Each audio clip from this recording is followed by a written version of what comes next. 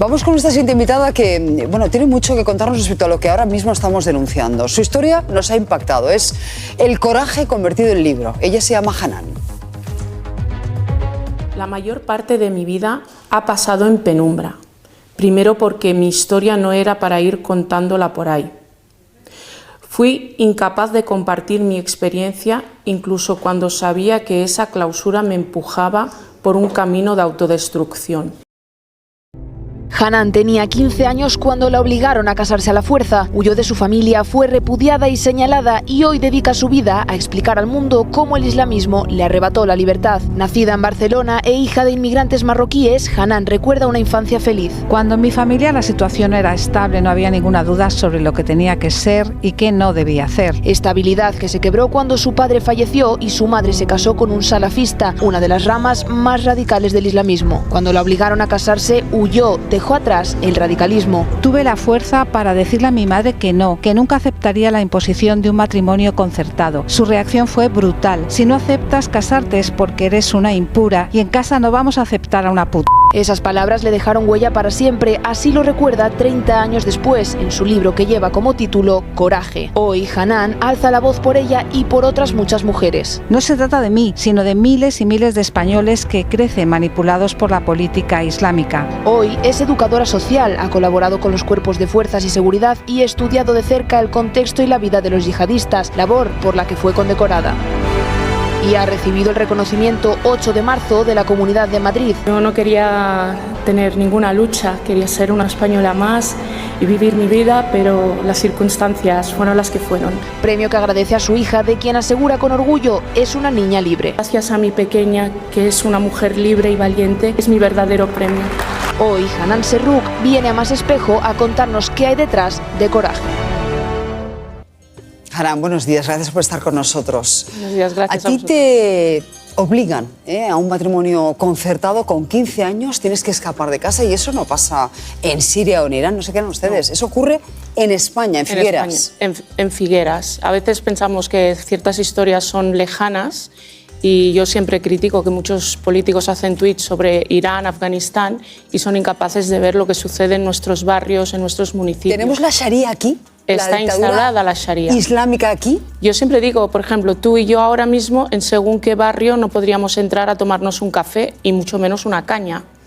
La Sharia está impuesta, ha penetrado en las instituciones. Yo siempre digo, nuestros cuerpos y fuerzas de seguridad han hecho frente a la yihad violenta, pero hace falta hacer frente a la yihad intelectual, a la yihad social, a la yihad cultural, ¿no? A mí me llama mucho la atención tu historia, porque tú cuentas que eras una niña feliz, con una madre, porque tu padre murió en un accidente laboral, y ella era una mujer occidental, moderna, vestía con vaqueros.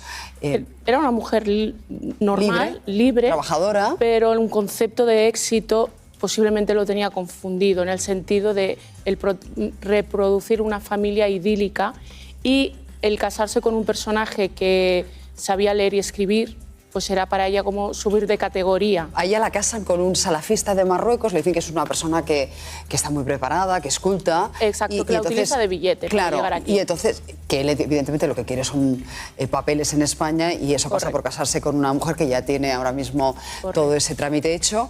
Y es un matrimonio que realmente, o sea, se concierta también sin que ella sepa con quién se va a casar, ¿no? Es decir, con un sujeto que desde el primer momento a ti te desprecia, no te mira ni a los ojos. No, porque mira, el salafismo, cualquier elemento que considera que está vinculado con los infieles es una amenaza al orden social, a la cohesión y a la moral. Y por lo tanto, que yo hiciera deporte, que yo fuera una niña normal, que tuviéramos una vida normal, eso no era aceptable. Que te relaciones con infieles. Exacto. Ese era tu pecado. Exacto, el mío y de los que entonces tenían una vida normal, ¿no? De ahí surgió el separatismo. Es que tú cuentas que de una infancia feliz, con claro, yo explico mis referentes, era La bola de cristal, claro, o sea, es que tú veías las mismas películas y las mismas series de televisión que veía yo. Y de tener una infancia parecida a la que pudiese tener yo, de un día para otro entra este sujeto en tu casa, tú en ningún momento dices su nombre, siempre dices el salafista, se acaba la música, se acaba la televisión, se acaban las risas. Correcto. Aparece el hijab. Exacto. El pañuelo. El pañuelo es la forma de demostrar que tú obedeces y te sometes a ese orden islámico, a esa moral, ¿no? Y que vas con cuidado a no ofender. O sea, no es que el otro tenga una mirada perversa, es que tú, por ser mujer, por desarrollarte, te conviertes en una amenaza al orden social, ¿no? Y la manera de controlarte es el hijab. Entonces, yo estoy de alguna forma en el libro Coraje, intento reflejar la gran equivocación que hacen algunos en blanquear el hijab y aliarse con unos discursos buenistas y nada inteligentes. Estás pensando en una parte de nuestra izquierda, que lo que está defendiendo ahora mismo, lo hemos visto recientemente también en Madrid, que dicen que las niñas tienen todo el derecho a ir a clase, a acudir con el hijab. Es que si dejamos las niñas que vayan al colegio con hijab, estamos legitimando al islamismo como elemento académico y sus valores en nuestro sistema educativo. Entonces, pero hay quien dice, es que si a estas niñas les quitamos el pañuelo, sus padres no les dejarán ir a clase, que es lo que te pasó a ti, porque tú dejaste de estar escolarizada. Claro, pero esto hace en Marruecos, en otros países, hay una batalla intelectual, social, que no permite que avance, y creo que es hora de que nosotros aquí empecemos a hacer esa batalla. Es decir, poner sobre la mesa qué margen le vamos a dar a la presencia del islamismo. Yo, si una mujer adulta, consciente, decide mostrar su activismo ante el islamismo llevando el hijab, yo lo voy a respetar, no lo voy a compartir, yo sé lo que es eso, ¿no? Pero condicionar la educación de nuestros jóvenes a un elemento de control, de sumisión, que priva el principio de igualdad y de desarrollo, en este caso de las niñas, me parece un atentado. Pues te tiene que llamar la atención, bueno, que en una manifestación reciente en Madrid viésemos precisamente a una activista que a sí misma se llama feminista pidiendo el hijab, que no se prohíba el hijab en los colegios e institutos. Vean. Yo no llevo hijab, yo soy atea, pero esta lucha también es mía. Es la lucha por unas aulas libres de racismo y de islamofobia.